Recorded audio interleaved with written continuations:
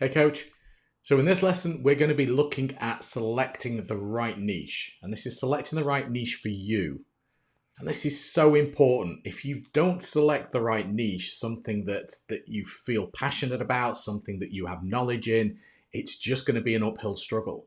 Now, I'm not saying that it's not going to work for you, but wouldn't you rather make that journey a little bit more scientific, proven by certain results? The fact that you've linked some form of your own emotion and experience to a journey that you've been through, it's going to make it a lot easier then to take a client on that same journey. You're going to know what they're thinking and feeling most of the time.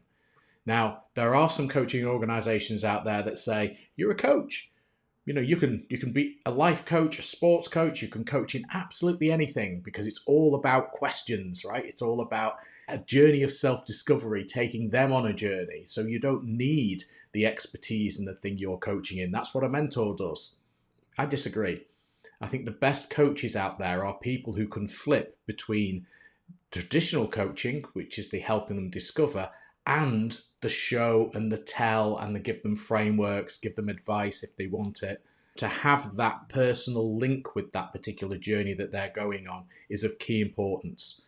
And not just for the outcome, the transformation you're going to get for your client, but just as importantly for your marketing message. Because if you don't fully understand the thoughts that they have, the pains that they have, the desires they have, the outcome that they could get, then you're really going to struggle with your marketing message. So not only is selecting the right niche important for the transformation, the outcome you're going to get for your client, it's of key importance to make sure your marketing messaging is going to be on point. So in this lesson, I want to take you through a few little tools that are going to help you extract and understand the best niche for you based on your journey, your experience, your life. So there's three key things you need to be thinking about when you're selecting your niche. So let's take a quick look. First of all, you need to be looking at something in which you are congruent, something that you have personal congruency. So congruency. And it needs to be personal to you. Okay, something that you have specifically had thoughts, feelings, been through, felt the pains, perhaps been out of the other side of it as well. Something that you've achieved results in your life first. Okay, you can't take somebody else on that journey if you've not experienced it, right? So that's number one.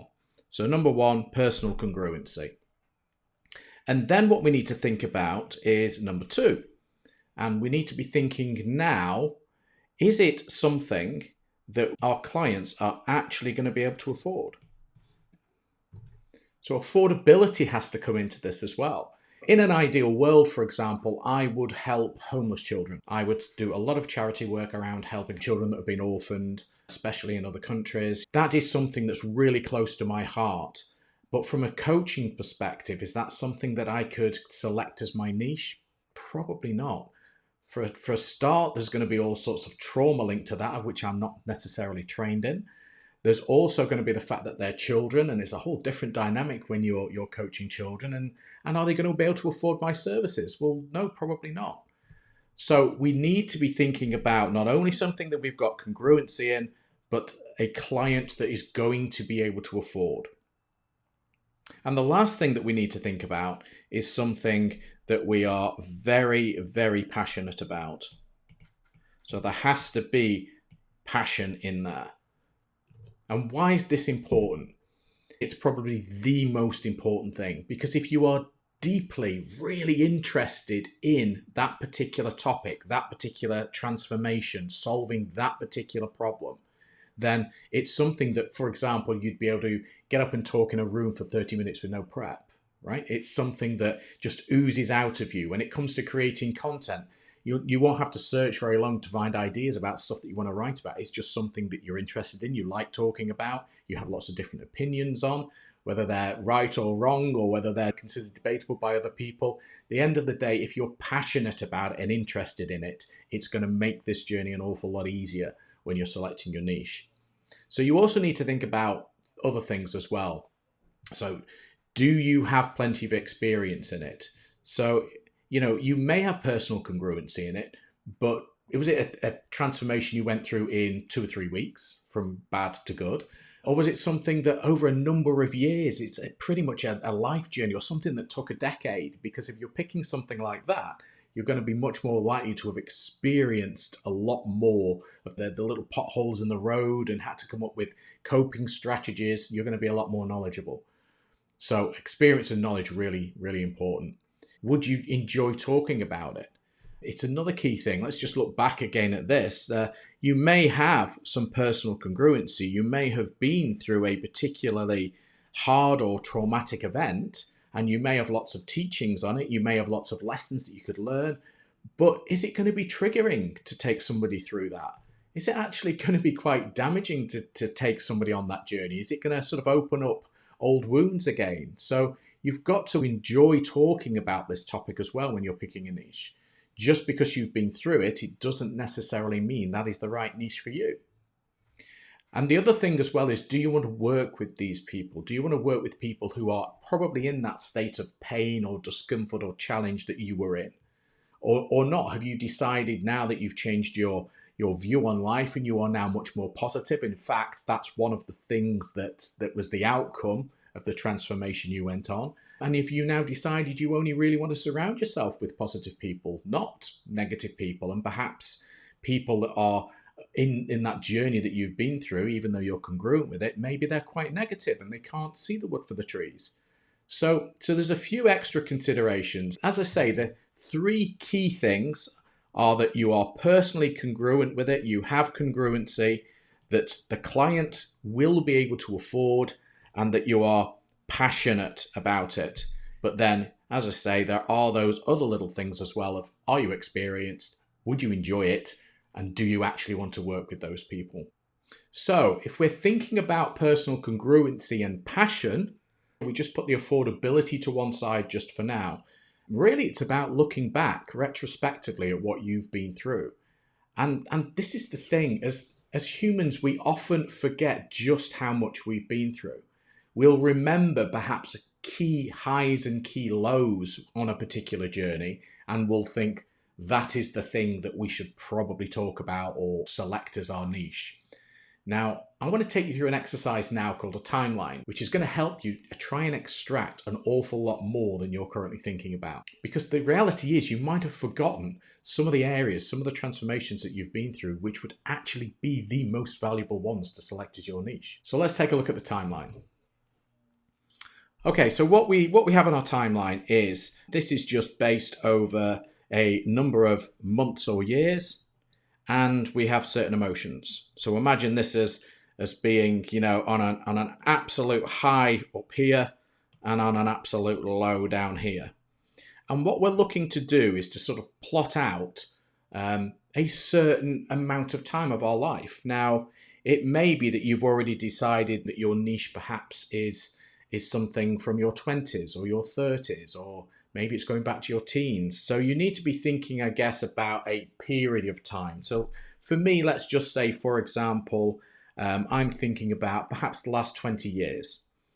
Okay, so I'm going to create my timeline based on, like round about the year 2000, maybe up to 2020.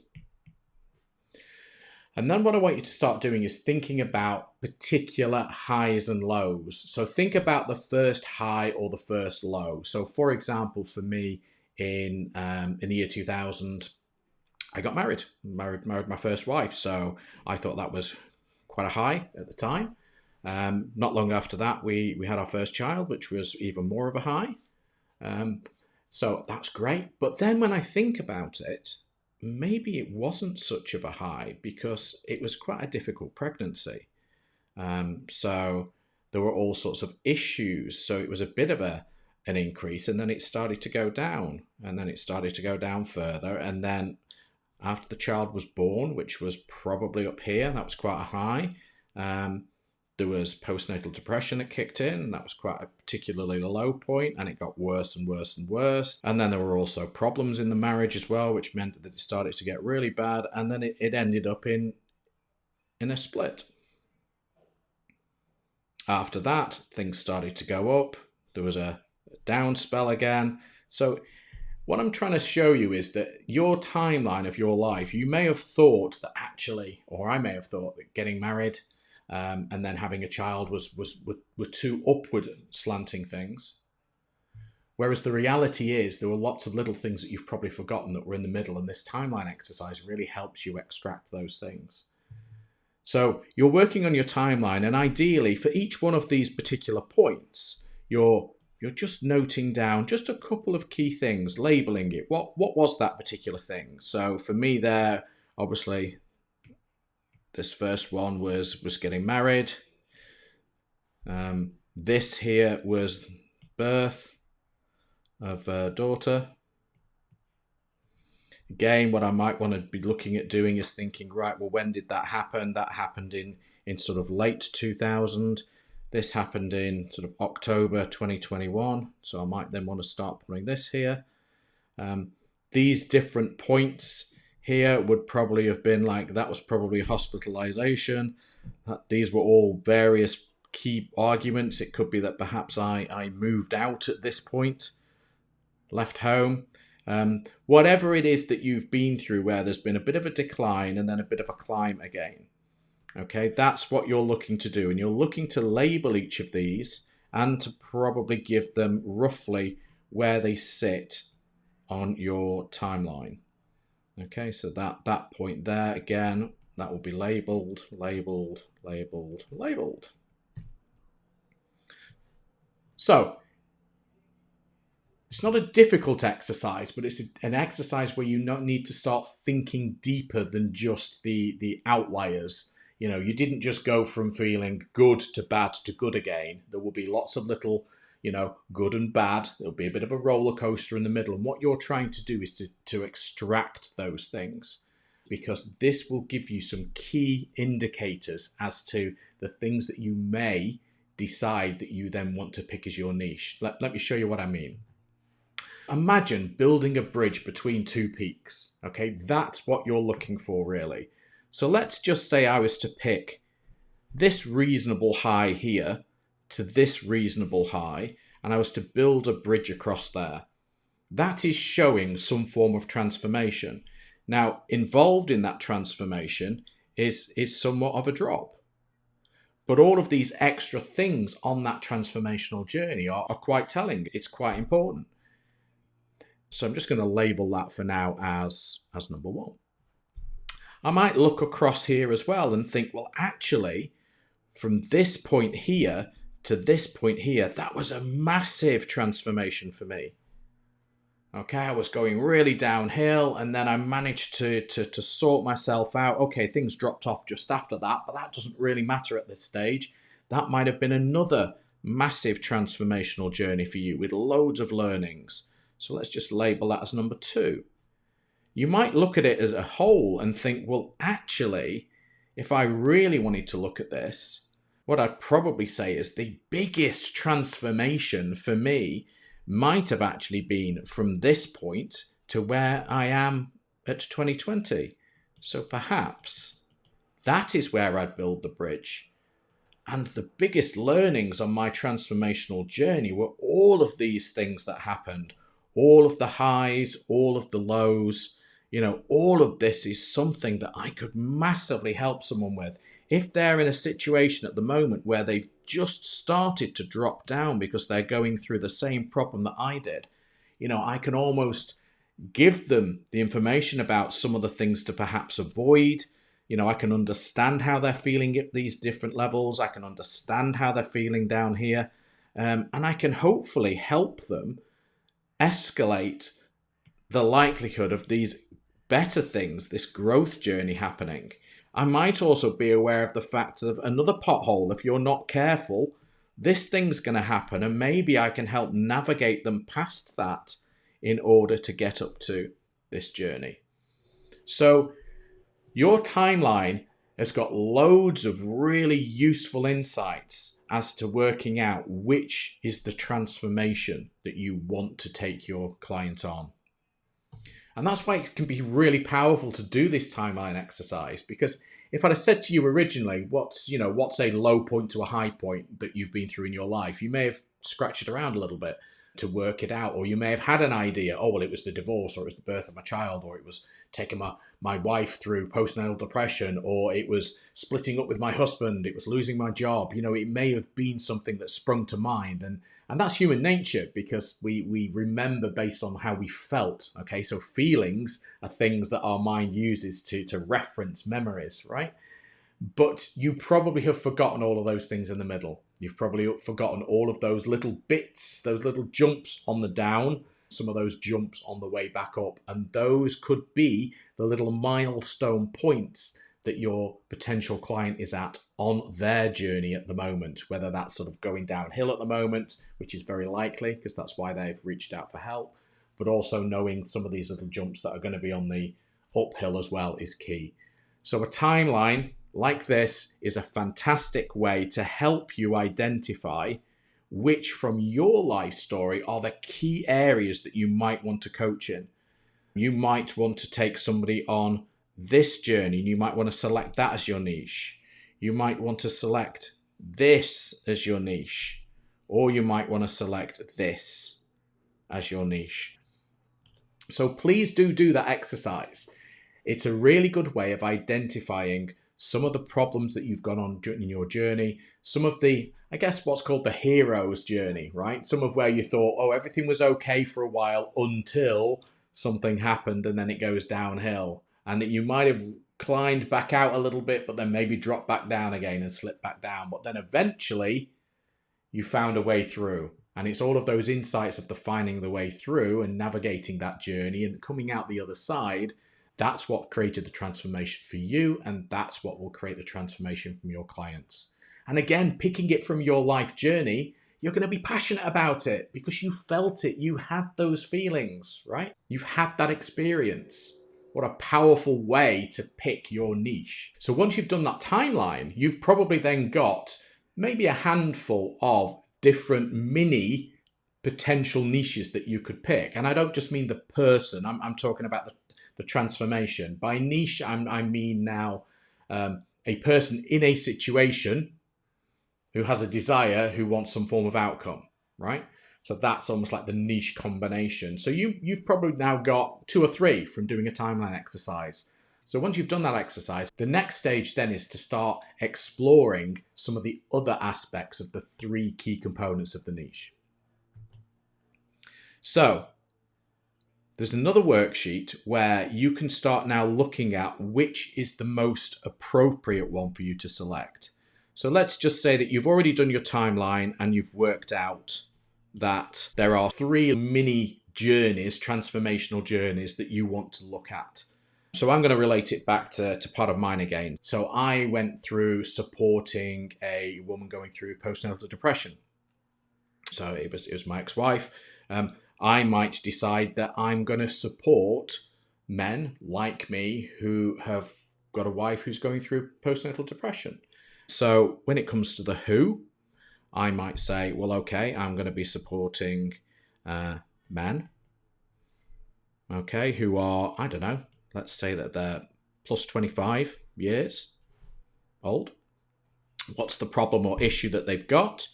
The problem is that they're struggling to support partner with postnatal depression. What's their desire, their outcome? Well, the desire is to, simple as, not be struggling, right? So what I then look at is what's the congruency I have with that on a scale of 1 to 10. So have I been through that, and do I have a lot of knowledge around that?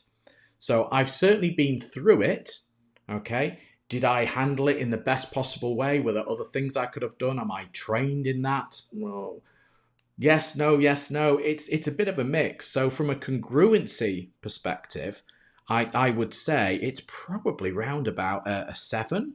I've got quite a bit of knowledge in the area. I've got a lot of personal experience to call from. However, I'm certainly not trained, or at that time I wasn't trained in that area. I've since become a lot more educated in that area now, but not at the time I wasn't. Affordability. So do men who are over 25 who are struggling to support the partner through postnatal depression, would they be able to afford reasonably high ticket coaching on a scalability perspective? Well, this is an interesting one because, yes, they probably will. I mean, we've got no way of knowing exactly. Let's say that I went back to the idea of working with homeless children. That would be at affordability zero, right? I've got no way of knowing whether somebody who's supporting their wife is in a good paid job or not. But there's a likelihood they could be. But there's also a likelihood if they're struggling to support them with postnatal depression, then they actually may be off sick at the moment themselves or spending a lot of time at home. So affordability might be a little bit of an issue, right? So again, looking at affordability, I might think, well, it's possibly a 6 to 7, maybe. And then next I'm thinking about passion. So passion. Now this, for me, to be honest, felt like quite a dark area of my life. It was quite harrowing. You'd got that whole idea of the fact that you've got a new child, but you can't really be too happy about it because you've also got your partner who's going through quite a dark time. When I look back now, I actually feel that I've sort of missed enjoying having that time and bonding with my child because my attention was split between also dealing with depression of my partner at the time. So personally, am I really passionate about it? Well, I'd be passionate about trying to help other men through that, but would I find it somewhat triggering? Possibly. Does it open up some old wounds? Possibly. So when it comes to passionate, and could I talk about it? Is it something that I'm constantly banging on about? Probably not. So I'm going to put that down at a 5. So even though that was something that was on my timeline that I'm experienced in, I've got congruency in, it's a transformation that I'd been through. When I start then to look at the real congruency, affordability, and passion, perhaps that's not one for me, right? Perhaps that's not the thing, whereas that might have been the thing that I'd naturally gone to. And then I want you to do the same with two or three other ones that you have then determined from your timeline. And what you'll realize is other ones that you put on there will probably start to score higher. So let's say that you'd also been through the redundancy in a particular period on your timeline. It could be that from a congruency perspective, that inside out. If somebody's been through redundancy, is affordability a problem? Interesting one. If they've been through a redundancy, they may have got redundancy pay. They may have some money aside anyway. It may have been from a highly paid job. Don't just assume because they've been through redundancy that it makes affordability at 0. It could be that this is quite high as well. Do you have a lot of passion about it? Well, yeah, personally for me, on my journey, when I went through redundancy, it then made me sort of sit back and think, well, actually, do I want to go back doing the same job again? Do I want to go back into the corporate world? And I did, but that was the thing that planted the seed about wondering whether actually life was going to be different for me in the future. Could I start looking elsewhere rather than just being on this corporate ladder on a senior team?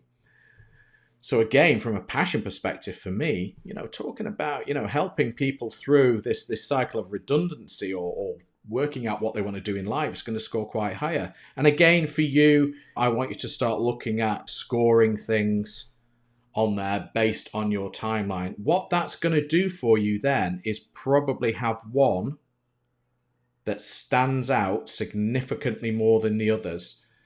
And this is the beauty of it. You might not have determined that was a potential niche for you unless you'd done your timeline exercise.